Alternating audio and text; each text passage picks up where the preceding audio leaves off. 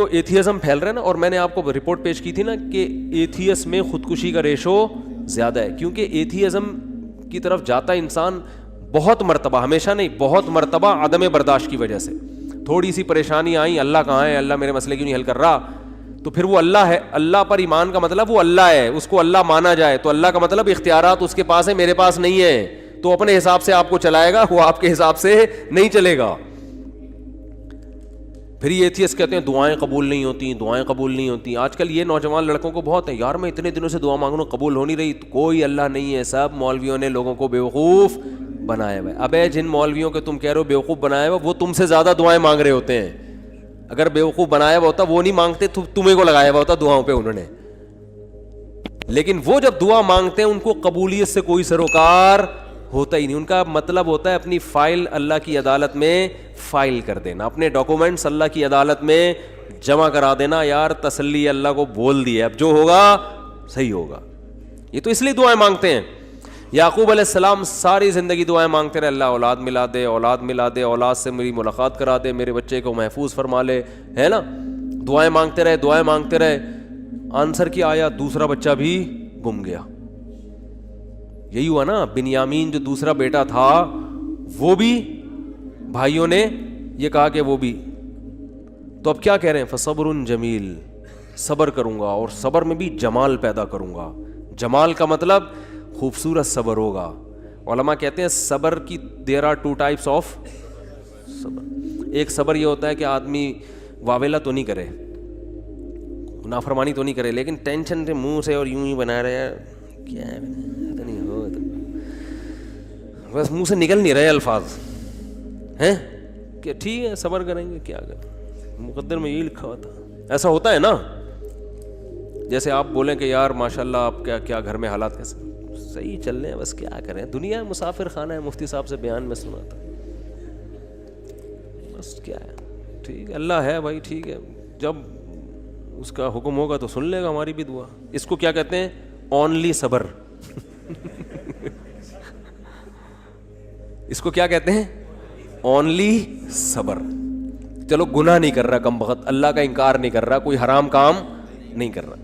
اور ایک ہوتا ہے صبر جمیل, ایسا صبر کے ہٹو بچو ہو جائے جیسے ایوب علیہ السلام نے کیا. وہ صبر یہ ہوتا ہے کہ ذرہ برابر اپنے ایٹیٹیوڈ سے اور اپنی زبان سے شکایت نہ جھلک رہی ہو.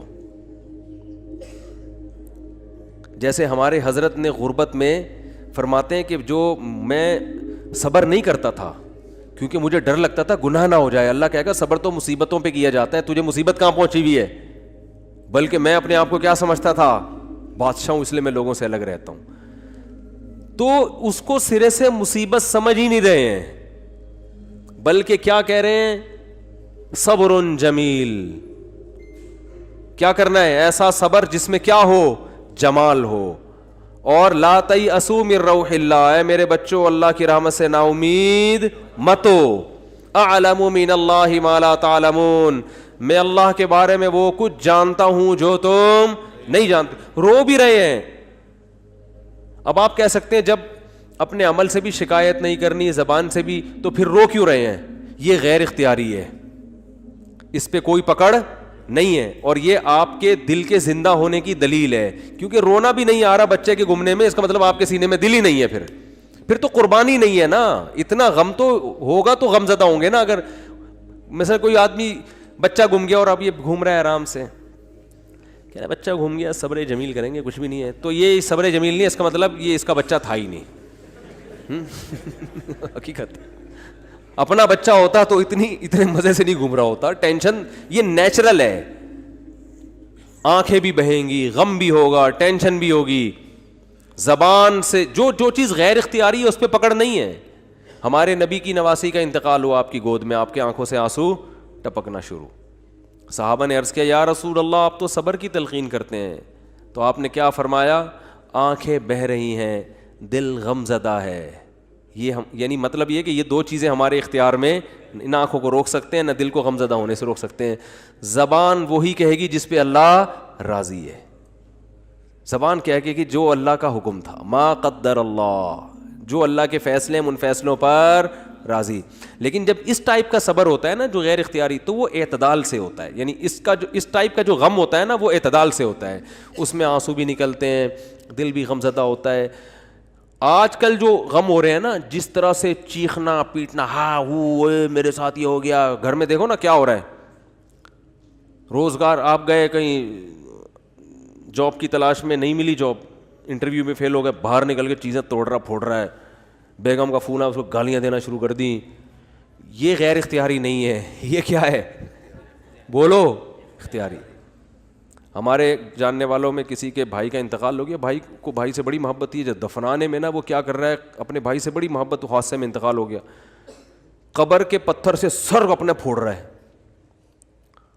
ہمارے امام صاحب نے اس کو پکڑا, بھائی تیرا سر پھٹ جائے گا, کیا رو رہا ہے, چیخ رہا ہے. قبرستان میں وہ جو سلیبیں ہوتی ہیں نا جو رکھی ان پہ سر مار رہا ہے اپنا جا کے.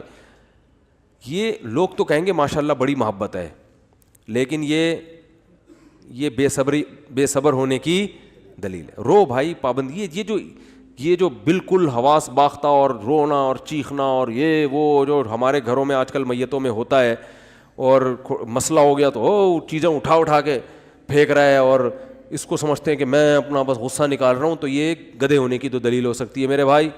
میں اس کو نہیں کہہ رہا, وہ تو بیچارہ غمزدہ تھا, اللہ تعالیٰ اس کے غم کو دور کرے, لیکن یہ شریعت میں پسندیدہ کام نہیں ہے. میتوں پہ چیخنا, میتوں سے لپٹ کے پاگلوں کی طرح رونا, او بھائی بس رو آپ, جو اللہ نے آپ کو پرمیشن دی, اور یہ رونا اچھی علامت ہے کیونکہ یہ محبت کی دلیل ہے. اور آپ صلی اللہ علیہ وسلم نے ایسے موقع پہ یہ بھی فرمایا کہ یہ اللہ کی وہ رحمت ہے جو اللہ نے اپنے بندوں کے دلوں میں رکھ دی ہے. اسی محبت کی بیس پہ تو حقوق ادا ہوتے ہیں, اتنی بھی نہیں ہوگی تو پھر حقوق تھوڑی ادا ہوں گے. سمجھ میں نہیں آ رہی تو رہنے دو. اچھا آ رہی ہے الحمدللہ. تو بات کیا چل رہی تھی, صبر. ہاں, یعقوب علیہ السلام دعائیں مانگ رہے ہیں میرا بیٹا مل جائے جہاں وہ اچھی حالت میں ہو, اور دعا قبول کیسے ہو رہی ہے, دوسرا بچہ بھی گم گیا. اب آج کل کوئی یونیورسٹی اور کالجز کے لڑکے ہیں, ان کو اتنے بڑے غم نہیں پہنچتے, ان کو یہی ہوتا ہے وہاں شادی کرنا چاہتے تھے نہیں ہوئی, حالانکہ رات کو اٹھ کے اتفاق سے اس دن دعا بھی مانگی تھی, زندگی میں پہلی دفعہ کیا کیا تھا, دعا مانگی تھی, دانت برش سے صاف کر لیے تھے, گٹکے اور چرس کی بدبو ختم کر کے اللہ سے دعا مانگی تھی. اس دن پی بھی نہیں تھی ہم نے, ٹھیک ہے نا. کوئی عمل اللہ کے سامنے دکھانے کے لیے بولو نہیں ہے. پھر دعا مانگ رہے ہیں اور چاہتے ہیں کہ فوراً سے پہلے قبول ہونی چاہیے, پھر ہم اللہ کو مانیں گے. اللہ نے کہا ہے غیب پر ایمان لے کر آؤ پھر میں مانوں گا. کیونکہ میرے بھائی ایسے تو آپ ڈی ایس پی کو بھی مانتے ہو, ایس ایچ او کو بھی مانتے ہو, کیونکہ آپ کو پتہ ہے کہ ان کے پاس تو جو پاور ہے وہ تو نظر آتی ہے نا. ایسے تو سب محلے کے دادا کو بھی مانتے ہیں, یار اس سے جو بولو کام ہو جائے. اللہ کو ماننے کے لیے یہ ضروری ہے کہ اپنی فائل اللہ کے دفتر میں داخل کر دی, دعا قبول ہوئی تو بھی ٹھیک ہے, نہیں ہوئی تو بھی قبول ہی سمجھی جائے گی کہ قبول ہی ہوئی ہے. سمجھ رہے ہو, غیب پر ایمان. تو یعقوب علیہ السلام دعائیں مانگتے مانگتے مانگتے قبولیت کا کیا طریقہ ہوا, دوسرا بچہ بھی گم گیا. پھر بھی کیا کہہ رہے ہیں, انما اشکو بثی وحزنی الی اللہ, میں اپنا غم صرف اللہ سے بیان کرتا ہوں. یہ عبدیت ہے. دیکھو اتنا فنٹر بننا کہ اللہ کے سامنے بھی غم نہ بیان کرے, یہ صبر نہیں ہے, یہ فنٹر گیری کی کیا ہے. اگر کوئی غم ہے تو اللہ کے سامنے بیان کرے بھکاری بن کے. اللہ کو عبدیت پسند ہے. اللہ کو کیا پسند ہے, عبدیت. بعض لوگوں پہ تقوی کا ضرورت سے زیادہ مسالہ لگ جاتا ہے. اب وہ بیمار ہیں تو اللہ سے بھی نہیں کہہ رہے ہیں بیمار, وہ کہہ رہے ہیں میں تو بالکل ٹھیک ٹھاک فٹ فاٹ. تو اللہ سے نہیں, اللہ کے سامنے تو اللہ کو کیا پسند ہے, عارضی. تھوڑی بیماری ہو اللہ سے کہے اللہ یہ تھوڑی ہے مگر تو نے تو تھوڑی بیماری دی مگر میں اتنا کمزور ہوں, مجھے یہ تھوڑی بھی بہت ہے, اس کو بھی ختم کر دے. اے اللہ تو نے مجھے بہت رزق دیا, نعمتیں بہت ہیں, مگر میں اتنا نالائق ہوں نا, یہ بھی میری اپنی کنجوسی کی وجہ سے مجھے تھوڑا لگ رہا ہے, تھوڑا اور بڑھا دے. ٹھیک ہے نا, ناشکری نہ کرو, اللہ پہ تو بہت ہی دیا ہے.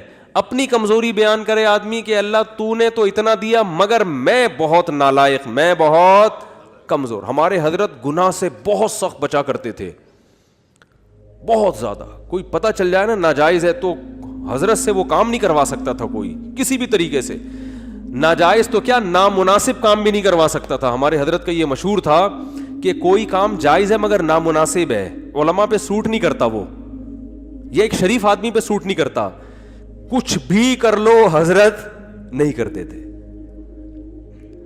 اتنا تقوی. اس کے باوجود فرماتے تھے میں اللہ سے دعا میں یہ کہتا ہوں کہ اللہ میرے پلے عمل کچھ بھی نہیں ہے, میرے پلے عمل کچھ بھی نہیں ہے اور نہ مجھ سے کچھ عمل ہوتا. تہجد میں 5 پارے پڑھ رہے ہیں اور دعا کیا کر رہے ہیں, اللہ ہم سے عمل نہیں ہوتا, ہم کمزور ہیں, تو ویسے ہی بخش دے ہم کو. بہت مشکل ہے بات سمجھانا, بہت مشکل ہے بھائی. یعنی دعا میں کیا کہہ رہے ہیں کہ اللہ ہمارے پلے کچھ بھی. پھر حضرت ایک شعر پڑھا کرتے تھے, مقامات حریری جن لوگوں نے پڑھی ہے نا, عربی ادب کی کتاب ہے, اس میں ایک فقیر کا واقعہ, بس یہ واقعہ بیان کر کے بیان ختم کرتا ہوں. ایک فقیر, ایک وہ گزرا ہے, ان کے نام ذہن سے نکل گیا جو کتاب کے مؤلف ہیں, تو وہ مؤلف نے نا بڑے واقعات بیان کیے بڑے شاعری کے انداز میں اور قافیے ملا کے مختلف طریقوں سے نا. تو وہ شاعر بن کے مختلف لوگوں کے گھروں میں جا کے نا, وہ ہوتا ہے فراڈی, یعنی اپنے آپ کو یہ کردار ہے, جیسے پرینک ہوتے ہیں نا, تو پہلے تو ویڈیو نہیں بنتی تھی, ریٹرن میں ہی پرینک بن رہے ہوتے تھے, ٹھیک ہے نا. تو انہوں نے یہ شو کیا ہے کہ یہ جو ہے نا فقیر بن کے کسی کے گھر میں گیا, حالانکہ فقیر ہے نہیں, لیکن ایسا سیٹھ کے سامنے زمین آسمان کے غربت کے قلابے ملائے کہ اس نے ٹھیک ٹھاک پیسہ دے دیا. جج کے سامنے گیا, ایسے قلابے ملائے کہ اپنے حق میں فیصلہ. تو اس نے ایک شعر کہا کہ بارش ہو رہی تھی اور اندھیری رات تھی, سرد رات تھی. یہ فقیر بن کے کسی سیٹھ کے چوکھٹ پہ گیا, دروازے پر دروازہ بجایا. سیٹھ نے جب دروازہ کھولا تو اس کی زبان سے شعر کیا نکلا, قد دفع اللیل الذی فہرا الی ذراکم شعثا مغبرا. کیا خاندانی شعر ہے, یہ تو عربی میں ہی سمجھ میں آئے گا. کہہ رہے کہ وہ رات جو اندھیری رات ہے, سخت رات ہے, بارش ہو رہی ہے, بادل گرج رہے ہیں, اس خوفناک اندھیری رات نے تیری چوکھٹ پہ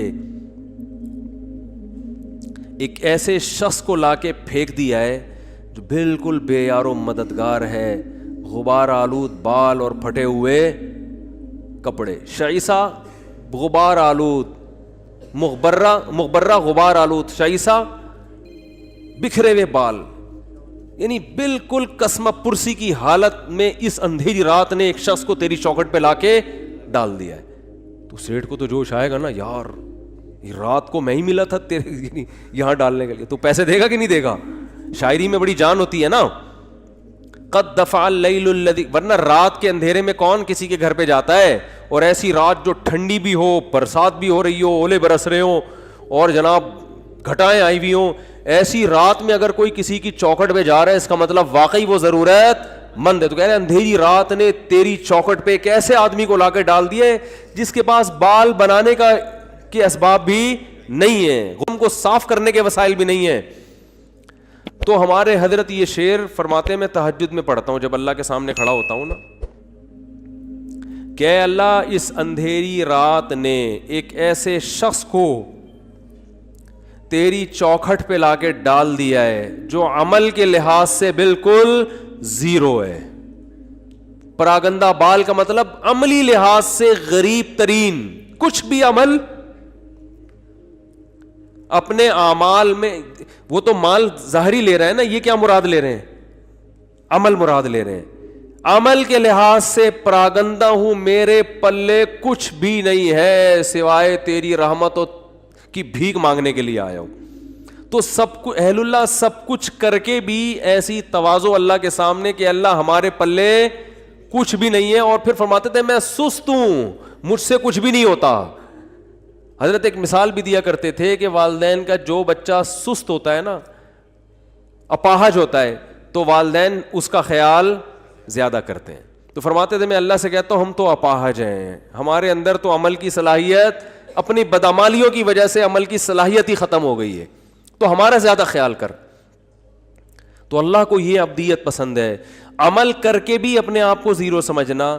اور یہ جو آج کل یونیورسٹیوں میں ایتھیزم پھیل رہا ہے, اللہ کا انکار پھیل رہا ہے, اللہ کے لیے ککھ بھی قربانی انہوں نے کبھی نہیں دی ہوتی. ان سے کہو ایک فلم دیکھنا چھوڑ دو اللہ کے لیے نا, یہ جو دیکھنے کا دل کر رہا ہے نا عورت کو, آج نظر جھکا لو, ایک عمل میں کچھ بھی نہیں. اور جب ٹینشنیں آتی ہیں تو کس کا انکار کرتے ہیں, اللہ کا. یار اللہ کو تو ہم تو مانگتے ہیں, اللہ دیتا ہی نہیں ہے, اللہ کو تمہارا خیال ہی نہیں ہے. جو عمل کر رہے ہیں اللہ انہیں کچھ بھی نہیں دے رہا, ٹھیک ہے نا, پھر بھی کہہ رہے ہیں اللہ کیا کر رہا ہے, بہت دے رہا ہے. اور جو عمل نہیں کرتے سب کچھ دے رہا ہے اللہ ان کو, کبھی کچھ آزمائش آئے تو اس آزمائش کو پکڑ کے بیٹھ کے بولتے ہیں اللہ کو ہمارا خیال بولو نہیں ہے. یہ درندگی پھیلتی ہے خدا کے انکار سے.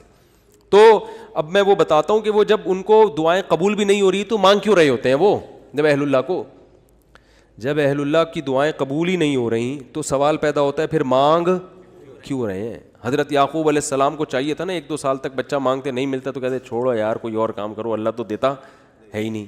ہونا چاہیے تھا نا ایسا. وجہ اس کی ہے کہ نبی صلی اللہ علیہ وسلم نے فرمایا کہ انسان جب دعا مانگتا ہے نا تو اللہ اس کی دعا قبول کرتا ہے, ہر دعا. فرمایا لیکن ایک وقت آتا ہے جب انسان کہتا ہے کہ اللہ میں مانگ مانگ کے تھک گیا مگر تو دعا قبول نہیں کرتا. جب یہ لفظ کہتا ہے تو پھر اللہ قبول کرنا چھوڑ دیتا ہے. اچھا یہ لفظ کہتا کیوں ہے؟ اس لیے کہتا ہے نا کہ اس کو قبول ہوتی بھی نظر نہیں آتی.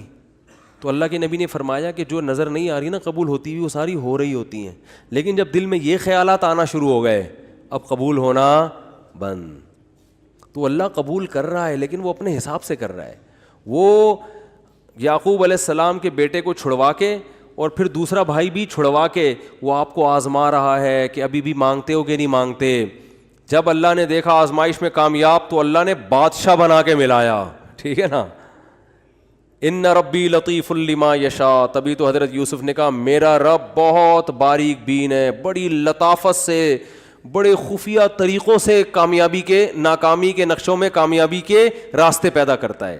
دنیا تو مسافر خانہ ہے بھائی, تو ٹینشن میں بھی سب کچھ صحیح ہو جائے گا آپ کا.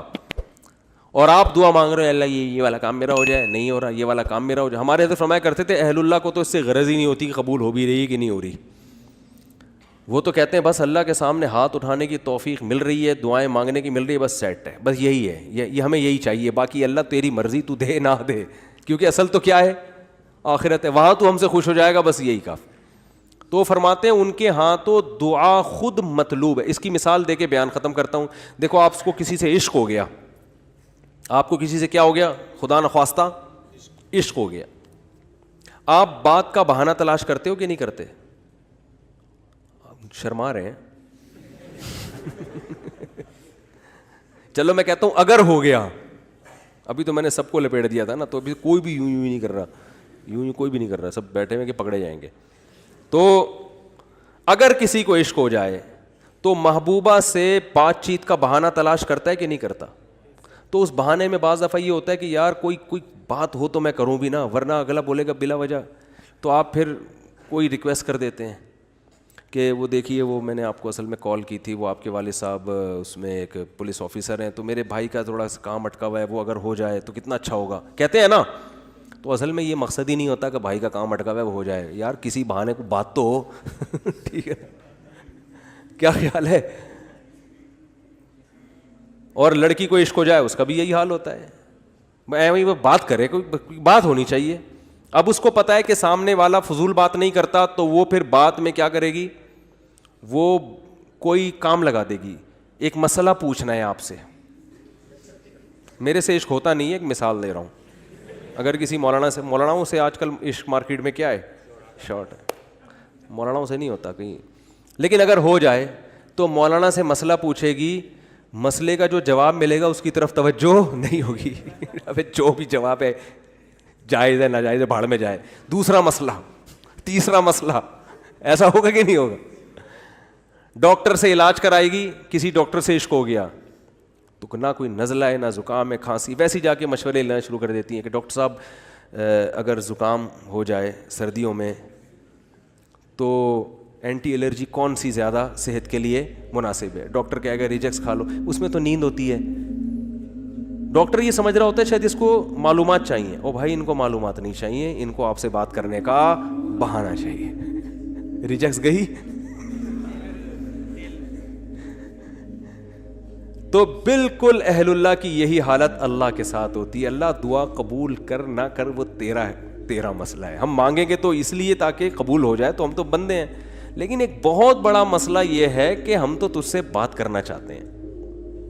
جب تجھ سے ہم بھیک مانگتے ہیں کہ یہ مسئلہ حل کر دے, یہ مسئلہ حل کر دے, ہمیں مزہ بہت آتا ہے اس میں. ہمارا رابطہ کس سے ہو جاتا ہے؟ اللہ سے. اور مزہ اس لیے آ رہا ہوتا ہے کہ ہمیں پتہ ہے اللہ کو مزہ آ رہا ہے, اللہ خوش ہو رہا ہے کہ میرے سے بھیک مانگتا ہے یہ, تو بس یہی بہت یہ ہو گیا بس, صحیح ہے نا. اب وہ قبول ہو جائے ٹھیک ہے, نہیں ہے تو بھی ٹھیک. تو جب تک میرے بھائی اس اسٹیج پہ نہیں پہنچتے نا, مزے کی زندگی نہیں ہوگی. مزے کی زندگی اسی میں اللہ کی عدالت میں مقدمہ دائر کر دیا, اللہ یہ کہا. ہاں ایسا نہ ہو کہ اب اللہ سے یہ کہنا شروع کر دیں کہ اللہ قبول کر, تیری مرضی, قبول نہیں کر تیری مرضی, ہم تو ویسے ہی مانگ رہے ہیں. حدیث میں آتا ہے ایسا نہیں, جب اللہ تو کرے گا وہی جو اللہ چاہے گا. آپ نے غلام بن کے مانگنا ہے کہ اللہ قبول کر دے, یہ چیز مجھے چاہیے تو دے دے, ٹھیک ہے نا. ایسے نہیں مانگیں کہ اللہ یہ مجھے روزگار مل جائے تو اچھا ہے, نہیں ملے تو تیری تقدیر ہے. تو یہ دعا نہیں ہوئی نا, پھر یہ تو ویسے ہی اللہ کی تقدیر ہے بھائی. تو آپ نے تو مانگنا ہے اللہ میرے رزق, مجھے کشادہ رزق حلال نصیب فرما دے, اے اللہ میری اس بیماری کو ٹھیک کر دے. تو بس وہ بات سمیٹ دوں کہ اللہ نے کیا فرمایا, جس حال میں ہو اس خوش فہمی میں مت رہو کہ مستقبل میں یہ حال ہوگا. تو اس کا کیا طریقہ ہے کہ پھر عمل کو فوکس کرو تاکہ مستقبل میں حالت اگر یہ تو ہے تو آخرت کے بارے میں, لیکن دنیا پہ بھی صادق آتی ہے کہ اگر مستقبل میں حالات خراب بھی ہوئے تو اللہ کی طرف سے تسلیاں ملیں گی. اللہ تعالیٰ